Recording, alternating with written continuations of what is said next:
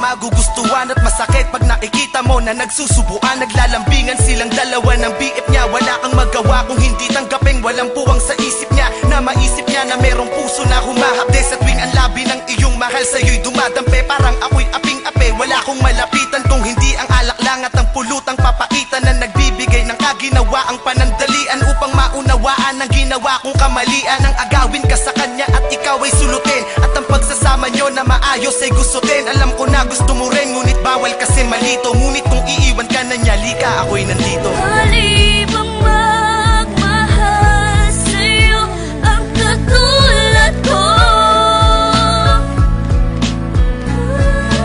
Kahit pa na alam ko may nagmamay-ari sa'yo. Ilang bote ng alak ang inubos ko't itinaob upang kahit papano ay lumakas ang aking loob. Ngunit bakit ganun pa rin? Wala pa rin ipinagbago. Di ko magawa ang aking mga ipinangako na hindi na kita guguluhin pa at lalapitan. At ibibigay ko ang hiling mo na katahimikan sa piling ng iyong minamahal na walang ginawa kundi saktan ka at paluwain lang ang iyong mata. Wala akong magawa kundi ikaw ay unawain na ikaw ay nagmahal at siya ay mas nauna sa'kin. Kung kaya nilawakan ko na lang ang aking isipan, at doon nasabi kong ba't ko ba pinagsisiksikan ang sarili ko sa taong di ako pinahalagahan. Nagmagmahal pala sa tulad mo'y isang katangahan, ngunit hindi pa rin nagbabago, ikaw pa rin. Kung iiwan ka niya, nandito ko, handa kang tanggapin. Halibang magmahal sa'yo ang katulad ko.